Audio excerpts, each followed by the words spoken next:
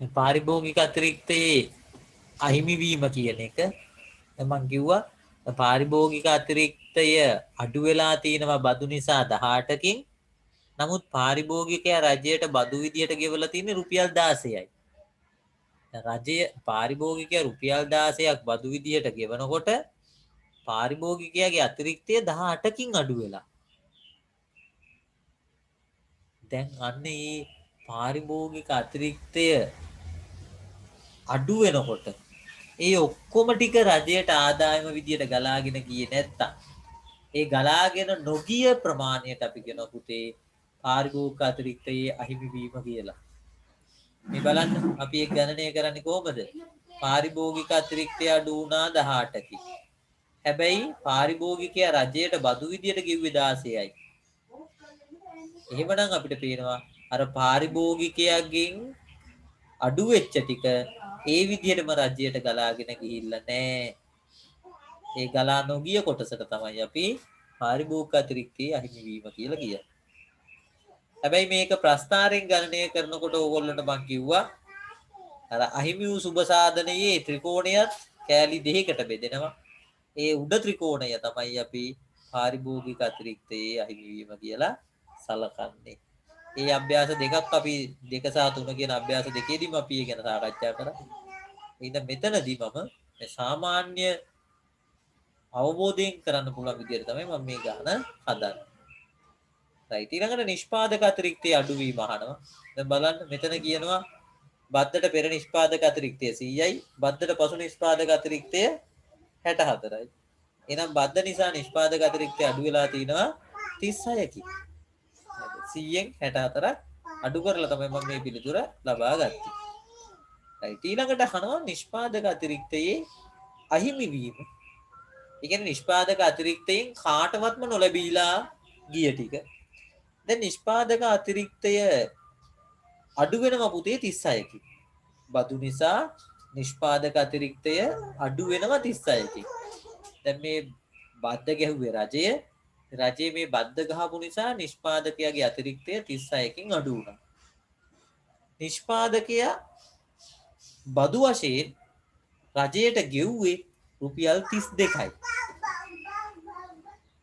මේ බලන්න රජය ගෙවපු බත් මේ නිෂ්පාදකයා රජයට ගෙවපු බද්ද කෙවලා තියෙන්නේ 32යි. ඒ 32 කොහොමද ගණනය කරේ?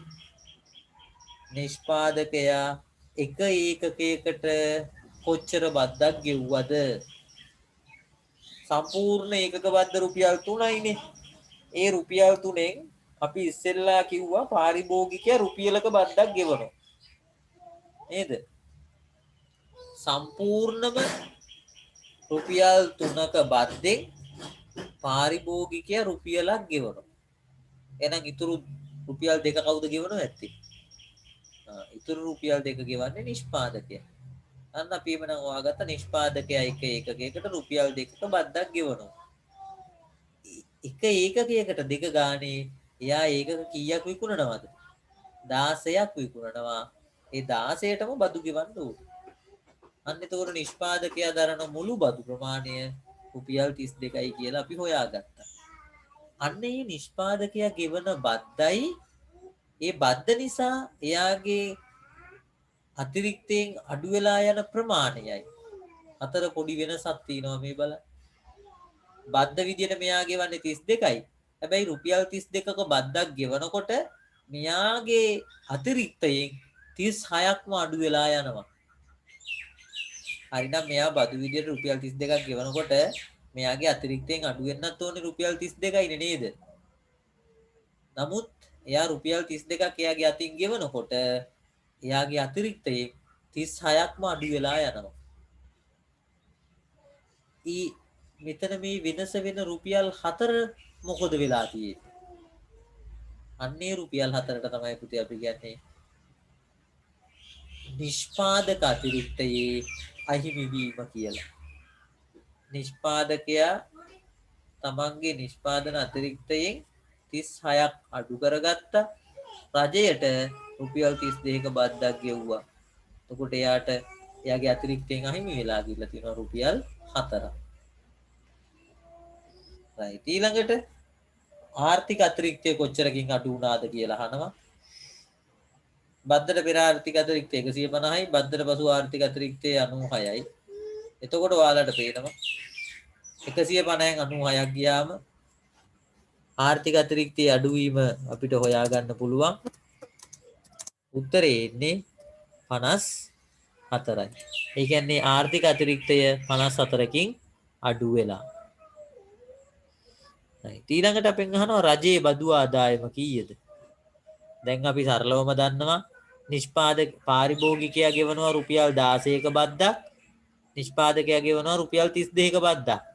මේ නිෂ්පාදකයයි පාරිභෝගිකයයි තමයි රජයට බදු ගෙවන්නේ. එතකොට පාරිභෝගිකයා 16ක් දුන්නා, නිෂ්පාදකයා 32ක් දුන්නා.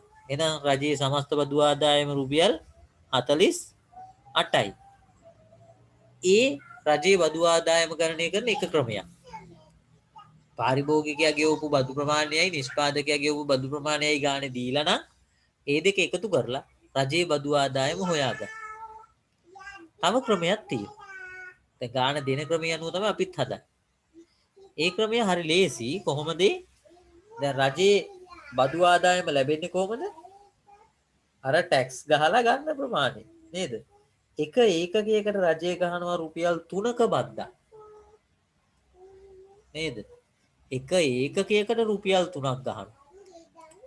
එතකොට සෑම ඒකකයකටම රුපියල් 3 ගානේ දැන් මේ වෙළඳපොලේ විකිනෙනවා භාණ්ඩ ඒකක 16ක්. ඒතර භාණ්ඩ ඒකක 16ටම රුපියල් 3 ගානේ රජයට බදු ලැබෙන්න ඕනේ. උත්තරේ කීයද? අන්න බලන්න එහෙම ගත්තත් රජයේ බදු ආදායම වෙන්නේ රුපියල් 48යි. right. අවසාන වශයෙන් අහනවා අහිමි වූ සුබ සාධනය. අහිමි වූ සුබ සාධනය තමයි අපි කෑලි දෙකකට කඩලා කතා කරේ. අහිමි වූ පාරිභෝගික අතිරික්තය, අහිමි වූ නිෂ්පාදක අතිරික්තය කියලා. මේ බලන්න. පාරිභෝගික අතිරික්තය අහිමි වෙලා තියෙනවා 2කින්. නිෂ්පාදක අතිරික්තය අහිමි වෙලා තියෙනවා රුපියල් 4කින්. එහෙනම් සමස්ත අහිමි වූ සුබ සාධනය කීයද? රුපියල් 6ක් වෙන්න ඕනේ. පාරිභෝගිකයෙක්ගෙන් අහිමි වෙලා ගියා 2ක්, නිෂ්පාදකයෙක්ගෙන් අහිමි වෙලා ගියා 4ක්. එහෙනම් සමස්ත රුපියල් 6ක අහිමිවීමක් පෙන්නුම් කරන්න ඕනේ. right. දැන් අපි බලමු මේ රුපියල් 6 ගණනය කරන්නේ කොහොමද කියලා. අහිමි වූ සුබ සාධනයේ ඔරිජිනල් සූත්‍රය මතක තියාගන්න. ඒකක බද්ද වැඩි කරන්න ඕනේ සමතුලිත ප්‍රමාණයන් අතර වෙනසින්. ඒකක බද්ද වෙන්නේ රුපියල් 3යි. ඒක වැඩි කරන්න ඕනේ සමතුලිත ප්‍රමාණයන් අතර වෙනසින්. කලින් සමතුලිත ප්‍රමාණය 20යි, දැන් සමතුලිත ප්‍රමාණය 16යි. එහෙනම් සමතුලිත ප්‍රමාණයන් අතර වෙනස ඒකක 4යි.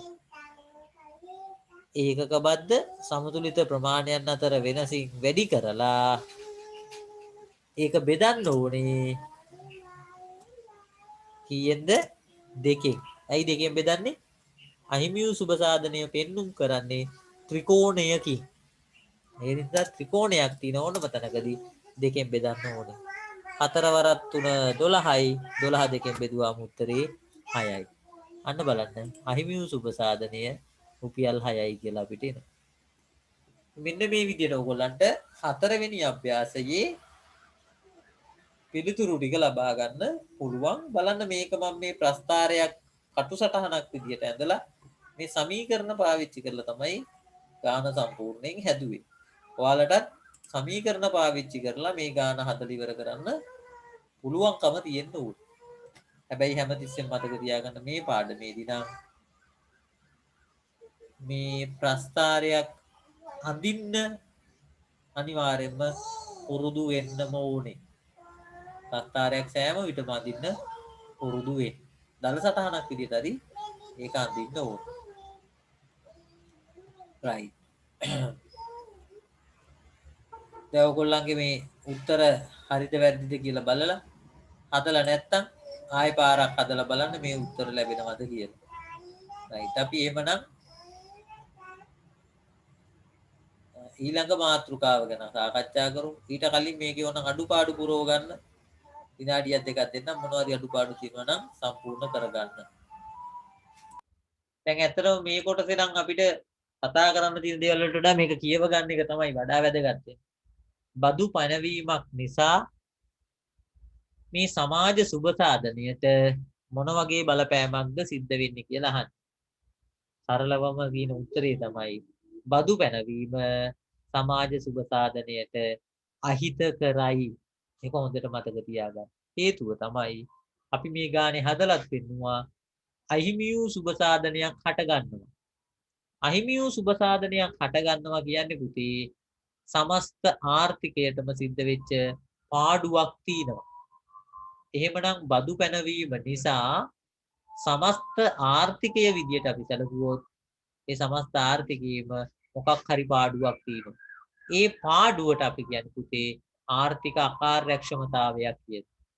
යම් කිසි ක්‍රියාවක් නිසා සමස්ත ආර්ථිකයේ කොහේ හරි තැනකට ඒක නරක විදිහට බලපානවා නම් අපි ආර්ථික විද්‍යාවේ ඒකට කියන්නේ ආර්ථික අකාර්යක්ෂමතාවයක් කියලා. දැන් බලන්න රජය බදු ගහලා යම් මුදලක් අය කරගන්නවා. හැබැයි ඒ අය කරගන්න මුදලට වඩා අනිත් පාර්ශවයන් වියදම් කරන මුදල වැඩි. මම මෙහෙම කියන්නම් ඒක. බදු ගහලා රජය වාසියක් ලබා ගන්නවා. හැබැයි මේ බද්ද නිසා පාරිභෝගික සහ නිෂ්පාදකයන්ට සිද්ධ වෙන අවාසිය ඊට වඩා වැඩි. දැන් අපි මෙහෙම හිතමු. කෙනෙක් රුපියල් 10ක වාසියක් ලබා ගන්නකොට අනිත් කෙනාට රුපියල් 10ක අවාසියක් වෙනවා නම් සමස්ත ආර්ථිකය විදියට අපි බැලුවොත් එතන සමස්ත ආර්ථිකයට වාසියක් හෝ අවාසියක් සිද්ධ වෙලා නැහැ. නේද? එක්කෙනෙකුට 10ක් ලාභයි අනිත් කෙනාට 10ක් පාඩුයි. සමස්ත ආර්ථිකයේ විදියට ගත්තොත් එතන ආර්ථිකයට වෙච්ච කිසිම බලපෑමක් නැහැ. නමුත් මෙහෙම වුණොත් එක් පුජ්‍යලයක් රුපියල් 20ක වාසියක් ගන්නකොට අනිත් පුජ්‍යලයට රුපියල් 30ක අවාසියක් වෙලා. එක්කෙනෙකුට 20ක් වාසි අනෙක් කෙනාට 30ක් අවාසි. දැන් සමස්ත ආර්ථිකයේ විදියට බැලුවොත් අපිට පේනවා ශුද්ධ ප්‍රතිඵලය වෙන්නේ රුපියල් 10ක අවාසියක් තියෙනවා. ඔන්න ඔය දේම තමයි බද්දක් අය කරනකොටත් තියෙන්නේ. රජය ලබා ගන්න ප්‍රතිලාභයට වඩා සමස්ත ආර්ථිකය දරන වියදම වැඩි. ඒ නිසා අපි කියනවා බදු පැනවීම සමාජ සුබ සාධනයට අහිතකර විදියට බලපානවා. එහෙමත් නැත්නම් අපි කියනවා බදු පැනවීම ආර්ථික අකාර්යක්ෂමතා බිහි කරනවා කියලා. දැන් බලන්න මේ ඡේදය කියවලා ඔයගලගේ නෝට් එක කියවලා මේ අහිමි වූ සුබ සාධනයක් හට ගන්න කොටස තමයි අපි මේ තද නිල් පාටින් පෙන්වුම් කරලා තියෙන්නේ. එතෙන්ට වෙනකන් මෙන්න මේ නෝට් එක පොඩ්ඩක් කියව ගන්න බලන්න.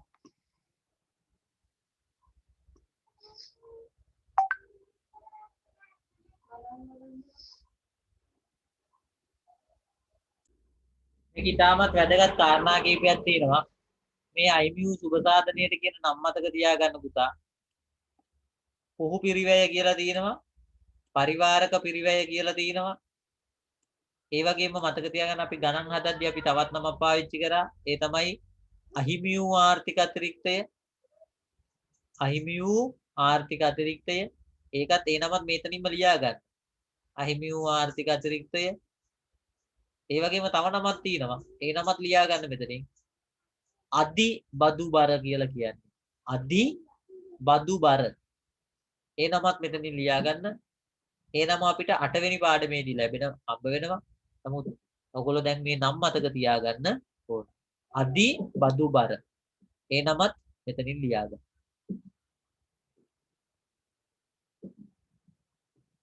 right. දැන් අපි බලමු එමනම් මේකේ තව වැදගත් කාරණාවක් කියනවා.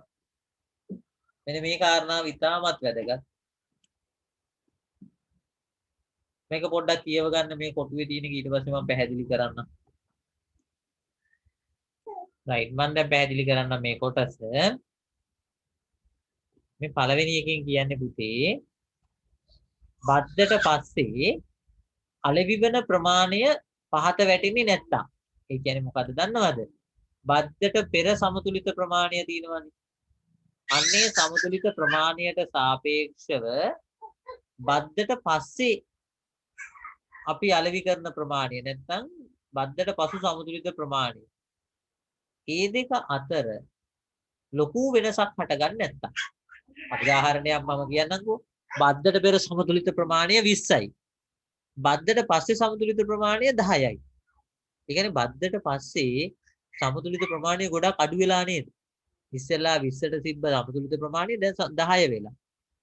එතනින් අදහස් කරන්නේ මොකද? දැන් මේ ප්‍රකාශයෙන් අදහස් කරන්නේ ඒ බද්ද ගැහුවට පස්සේ අර සමතුලිත ප්‍රමාණයට ලොකු බලපෑමක් කරන්නේ නැත්තම්.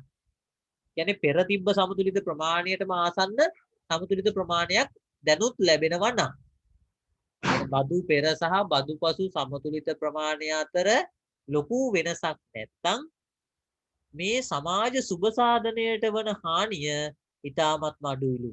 ඒ කියන්නේ අහිමි වූ සුබ සාධනය ඊටාත්ම අඩු වෙනවා කියලා කියන්නේ. ඒ කියන්නේ සුබ සාධනයේ අහිමි වීම ඊටාත්ම අඩුයිලු. ඒක වෙන්නේ කොහොමද කියලා මම පෙන්නන්නම් මේ ගණිතයෙන් ඔයගොල්ලන්ට. අපි අහිමි වූ සුබ සාධනය ගණනය කරන්නේ කොහොමද? මෙන්න මේ ත්‍රිකෝණයේ වර්ගඵලය ගණනය කරන්නේ කොහොමද? මේ කෙලින් අතට තීන පරතරය S වක්‍ර දෙක අතර පරතරය ඒක අපි කියන්නේ ඒකක බද්ධ නේද? ඒකක බද්ධ ගුණ කරනවා පුතේ මේ සමතුලිත ප්‍රමාණයන් අතර වෙනසින් නේද? මෙතන තියෙන සමතුලිත ප්‍රමාණයයි මෙතන තියෙන සමතුලිත ප්‍රමාණයයි අතර වෙනසින් තමයි මේ ඒකක බද්ධයේ වටිනාකම ගුණ කරන්නේ. එතකොට හිතන්නකෝ මේ දෙන්න අතර පරතරයක් නැත්තම් මේ පැත්තට ලැබෙන පරතරය බිඳුවයි කියලා හිතන්නකෝ. එතකොට සමතුලිත ප්‍රමාණයන් අතර වෙනස බිඳුවයි නම් බලන්න එතකොට මේ බිඳුව ගුණ කරන්න ඕනේ ඒකක බද්ධෙන්. බිඳුව ඒකක බද්ධෙන් ගුණ කරාම අවසාන උත්තරේ බිඳුවයි. ඒ කියන්නේ අහිමි වූ සුබ සාධනයක් නැහැ. මම ඔයගලන්ට ඇඳලා පෙන්නන්නම් මේ වගේ ප්‍රස්තාරයක් මෙන්න මේ විදියට බලන්න. සමහරක් ඒවා තියෙනවා මෙන්න මේ වගේ නම්‍යතාවයක් තිබුණොත් අහිමි වූ සුබ සාධනයක් හටගන්නේ නැහැ. මෙන්න ප්‍රස්තාරේ මෙන්න ඉල්ලුම් වක්‍රය. මේ බලන්න ඉල්ලුම් වක්‍රය පූර්ණ අනම්‍යයි. දැන් මේ වගේ ඉල්ලුම් වක්‍රයක අපි බලමු S වක්‍රය ඇඳලා. මෙන්න තියෙනවා S වක්‍රය. දැන් බලන්න අපිට එනවා සමතුලිත ප්‍රමාණයක්. මෙන්න මෙතන තමයි මේ සමතුලිත ප්‍රමාණය තියෙන්නේ නේද? මම ඒක Q බිඳුව කියලා දාන්නම්කෝ. Q බිඳුව. දැන් ඊළඟට බද්දක් පනවනවා. බද්දක් පැනෙවුවට පස්සේ අපි දන්නවා සැපයුම් වක්‍රය අනිවාර්යයෙන්ම වමට විතැන් වෙනවා. මෙන්න බද්දට පස්සේ සැපයුම් වක්‍රය වමට විතැන් වුණාට පස්සේ දැන් බලන්නකෝ දැනුත් සමතුලිත ප්‍රමාණය කීයද කියලා. දැක්කද? ඔයාලට පේනව නේද? බද්ද පැනවීමෙන් පසුව මෙන්න මේ සමතුලිත ප්‍රමාණය පහළ වැටෙන්නේ නැත්තම් ඒව නැත්තම් ඒ වෙනස් වීම ඊටමත් අවමනම් අහිමි වූ සුබ සාධනය ඊටමත් කුඩා වෙනවලු. දැන් බලන්න මෙතන බද්දට පෙර සමතුලිත ප්‍රමාණයයි බද්දට පස්සේ සමතුලිත ප්‍රමාණයයි දෙකම එක හා සමාන අගයක් ගන්නවා. දැන් එහෙමනම් ඕගොල්ලෝ අහිමි වූ සුබ සාධනය ගණනය කරලා බලන්නකෝ. අහිමි වූ සුබ සාධනයක් මේකේ පේන්නවත් තියනවද? අහිමි වූ සුබ සාධනය ගන්නෙ කොහොමද? ඒකක බද්ද එන්න මේ ඒකක බද්ද ගුණ කරනවා සමතුලිත ප්‍රමාණයන් අතර වෙනසින්. මේකේ නම් තියෙනවා ප්‍රමාණයන් අතර වෙනසක්. හැබැයි මේකේ සමතුලිත ප්‍රමාණයන් අතර වෙනසක් නැහැ.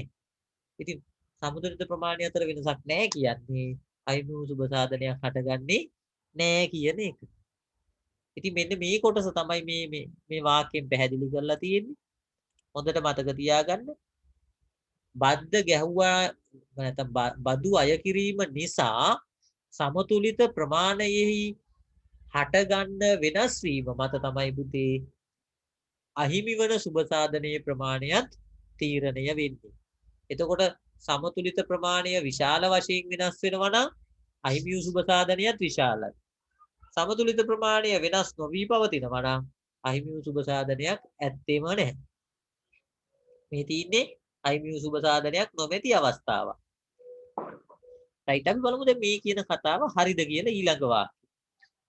ඒ අනුව භාණ්ඩයේ ඉල්ලුම හෝ සැපයුම පූර්ණ අනම්‍ය වන විට අන්න බලන්න මං ඇන්දේ පූර්ණ අනම්‍ය ඉල්ලුම් වක්‍රය. එතකොට ඉල්ලුම පූර්ණ අනම්‍ය වුණත් සැපයුම් වක්‍රය පූර්ණ අනම්‍ය වුණත් අහිමි වූ සුබ සාධනයක් හටගන්නේ නැහැ නේ.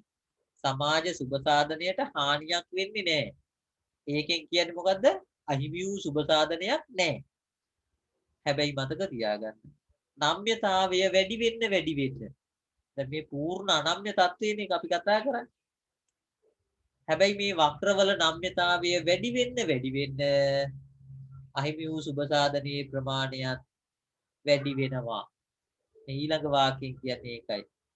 මේ බලන්න දැන් නම්‍ය ඉල්ලුමක්. අන්න නම්‍යතාවය වැඩි වෙලා. නම්‍ය සැපයුමක්. අන්න නම්‍යතාවය වැඩි වෙලා. ඉල්ලුම් වක්‍රයේ හෝ සැපයුම් වක්‍රයේ නම්‍යතාවය වැඩි වෙන්න අහිමි වන සුබ සාධනයේ ප්‍රමාණයත් වැඩි. ඒකෙන් අදහස් කරන්නේ මොකද්ද පුතේ? අහිමි වන සුබ සාධනයේ ප්‍රමාණයයි නම්‍යතාවයයි අතර අනුලෝම සම්බන්ධයක් පිහිටනවා. නේද? නම්‍යතාවය අඩු වෙන්න ඒ කියන්නේ අනම්‍ය ස්වરૂපයක් ගන්න අහිමි වෙන සුබ සාධනය අඩු වෙනවා. නමුත් නම්‍යතාවය වැඩි වෙන්න අහිමි වෙන සුබ සාධනයේ ප්‍රමාණයත් වැඩි වෙනවා. ඒ හින්දා මෙතනින් මෙන්න මේක highlight කරගෙන හරි මේක highlight නොකර හරි මෙතනින් පැත්තෙන් ලියා ගන්න.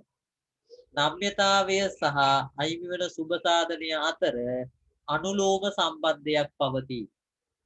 නම්‍යතාවය හා අහිමි වන සුබ සාධනය අතර අනුලෝම සම්බන්ධයක් පවතී. නම්‍යතාවය වැඩි වෙන්න අහිමි වන සුබ සාධනයේ ප්‍රමාණයත් වැඩි වෙනවා කියන එක තමයි මම මේ කිව්වේ.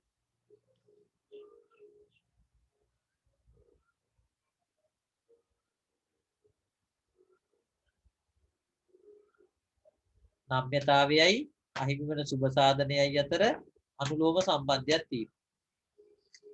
right. ඒක තවදුරටත් පැහැදිලි කිරීමක් තමයි මෙන්න මේ වාක්‍යයෙන් කියන්නේ. නම්‍යතාවය මත අහිමි වන සුබ සාධනයේ ප්‍රමාණය තීරණය වෙනවා. ඉතින් මේ විදිහට ඔයගොල්ලෝ වක්‍රය ඇඳලා බලන්න. එතකොට ඔයගොල්ලන්ට අහිමි වෙන සුබ සාධනය ගැන යම් අදහසක් එකතු කරගන්න පුළුවන්. right. අපි ඊළඟට තව පොඩි වාක්‍ය කොටසක් තියෙනවා ඊළඟ පිටුවේ. අපි ඒකත් බලමු සාකච්ඡා කරන්න. එතනදී අපි දැන් කතා කරපු කොටසක්මයි මේ තියෙන්නේ. බදු පැනවෙන එක සම්පත් බෙදාවින් කිරීම අකාර්යක්ෂම කරනවා. මම කිව්වේ අහිමි වන සුබ සාධනයක් හටගන්න ඕනම තැනක ආර්ථික අකාර්යක්ෂමතාවයක් බිහි කරනවා කියලා තමයි අපි කියන්නේ. ඒතර මේ ආර්ථික අකාර්යක්ෂමතාවය අපි කතා කරනවා අර පළවෙනි පාඩමේ නේද? ආර්ථික අකාර්යක්ෂමතාවය කෑලි දෙකයි. සම්පත් බෙදාවෙන් කිරීමේ අකාර්යක්ෂමතාවයයි නිෂ්පාදනයේ අකාර්යක්ෂමතාවය. ඉතින් ඇත්තටම මෙතනදී ඔය ආර්ථික අකාර්යක්ෂමතාවය ඇති වෙන්නේ සම්පත් බෙදාවෙන් කිරීමේ අකාර්යක්ෂමතාවයක් හටගන්න නිසා. right. කොහොමද ඒක වෙන්නේ? අපි මේක හිමීට කියවලා බලමු.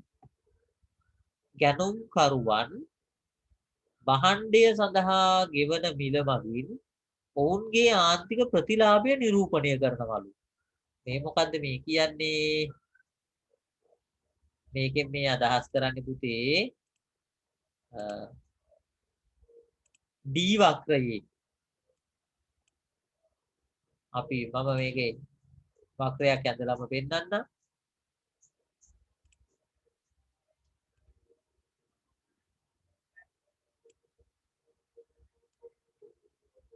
අපි මෙන්න මෙහෙම අඳින ඩී වක්‍රයේ සෑම තැනකින්ම පෙන්වන්නේ පුතේ ගැනුම් කරුවා විසින් ගෙවන්න කැමති මිල. එතන මේ ගැනුම් කරුවා විසින් ගෙවන්න කැමති මිල නිරූපණය කරන්නේ එයාගේ ආන්තික ප්‍රතිලාභය. ඒ හින්දා අපි කියනවා ඩී වක්‍රය මගින් නිරූපණය කරන්නේ MB ආන්තික ප්‍රතිලාභය කියන. ඒ හින්දා අපි මෙන්න මෙහෙම ලියනවා D සමානයි MB කියලා. ඒද හොඳට මතක තියාගන්න ඉල්ලුම් වක්‍රයක් කියන්නේ ආන්තික ප්‍රතිලාභ වක්‍රයකට. ඉල්ලුම් වක්‍රය මගින් නිරූපණය කරන්නේ ආන්තික ප්‍රතිලාභය. ඊළඟට බලන්න මේ වාක්‍යෙ මිතුරු කොටස. සැපයුම් කරුවන් ලබන මිල මගින් භාණ්ඩය නිෂ්පාදනය කිරීමේ ආන්තික පිරිවැය පෙන්නනවා.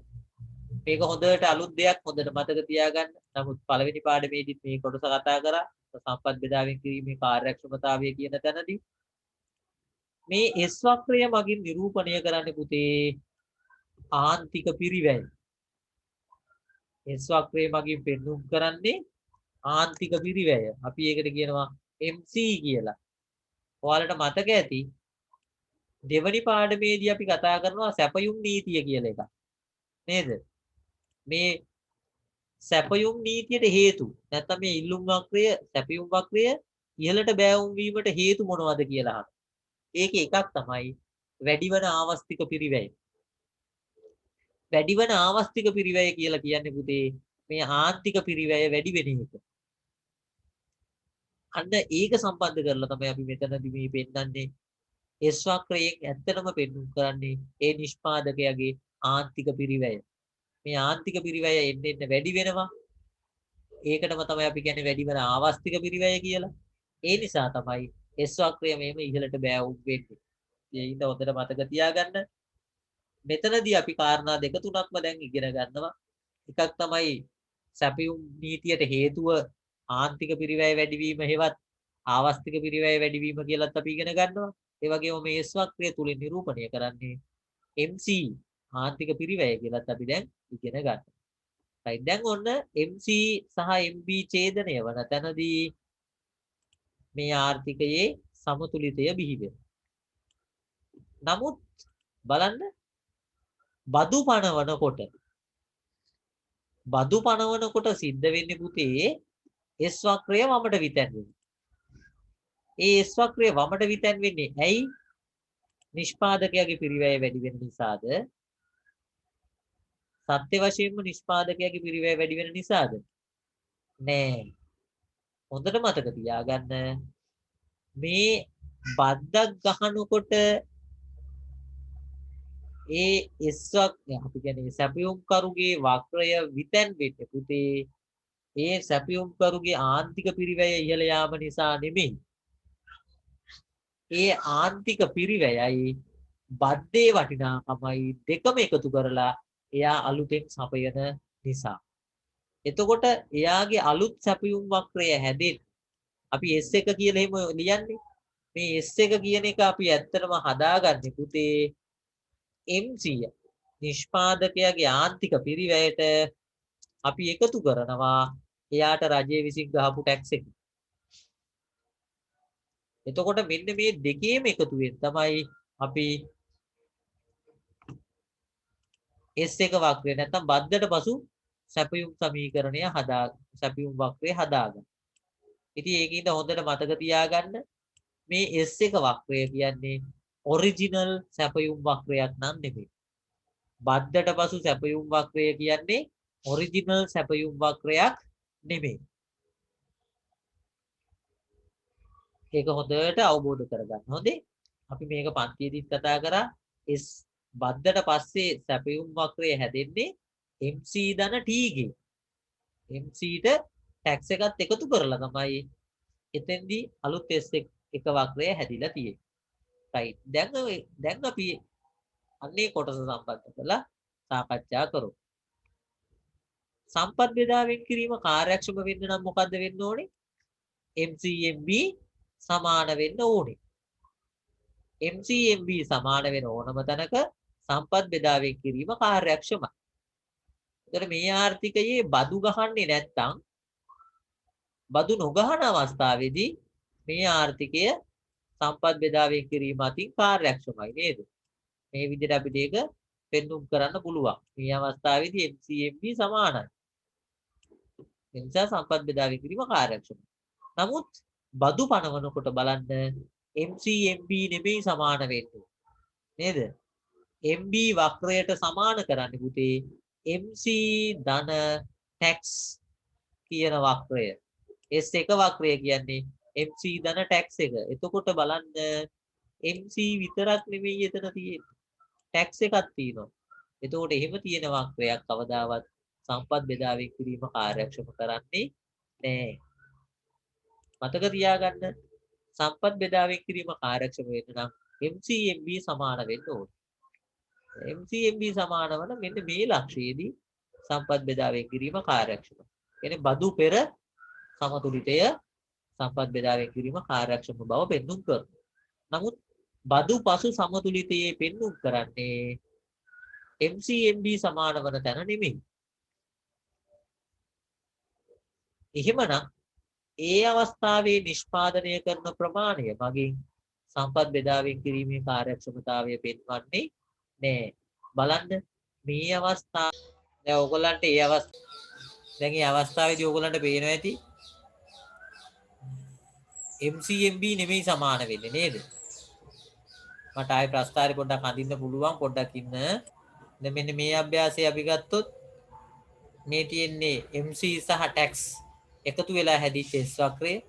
ඒ අවස්ථාවේදී බලන්න දැන් අපි නිෂ්පාදනය කරනවා මෙන්න මේ ප්‍රමාණය. ඒතර මේ ප්‍රමාණය නිෂ්පාදනය කරනකොට බලන්න මේ ආර්ථිකයේ සැබෑ MCD ඉන්නේ මෙන්න මෙතන පුතේ.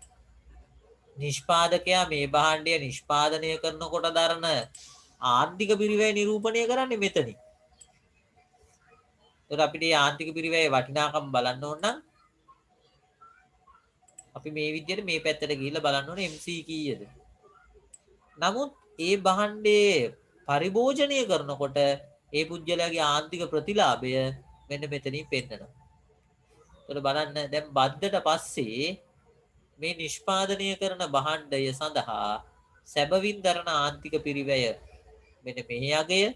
නමුත් ඒ වෙලාවේ භාණ්ඩය පරිභෝජනය කිරීම තුලින් ලැබෙන ප්‍රතිලාභය මේ ඩී වක්‍රය පෙන්වුම් කරන තැනින් මේ පැත්තට එනවා අපි. එතකොට ඒ අවස්ථාවේ ආර්ථික ප්‍රතිලාභය මෙන්න මෙතනින් පෙන්වනවා. දැන් බලන්න බද්දක් පැනවීම නිසා අලුතෙන් නිෂ්පාදනය කරන ප්‍රමාණය අපි සැසඳීමක් කරොත් ඒ අලුතෙන් නිෂ්පාදනය කරන අවස්ථාවේදී නැත්නම් බදු පසු සමතුලිත ප්‍රමාණයේදී ඒ භාණ්ඩ නිෂ්පාදනය කිරීම සඳහා දරන MCට වඩා ඒ භාණ්ඩ පරිභෝජනය කිරීම තුලින් ලබන ප්‍රතිලාභය MB විශාල වෙනවා. භාණ්ඩය සෑදීම සඳහා දරන MCට වඩා MB විශාල වෙනවා. ඒක හොඳට මතක තියාගන්න. මේවා අවබෝධ කරගන්න කටපාඩම් කරන්න යන්න එපා. විභාගයට ප්‍රස්තාරේ ඇඳලා උත්තරේ අවබෝධ කරගන්න පුළුවන්කම හදාගන්න. ඉතින් මේ කොටස තමයි පුතේ මෙන්න මේ දෙවෙනි වාක්‍යයෙන් කියන්නේ.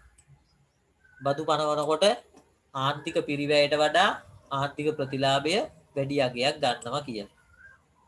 ඊළඟට තවත් මේක සාධාරණීකරණය කරනවා මේ බලන්න. බදු පනවීම නිසා පාරිභෝගික සහ නිෂ්පාදක අතිරික්තවලත් අඩුවීමක් පෙන්වනවා. ඒකිනුත් ඔප්පු වෙනවා සම්පත් බෙදා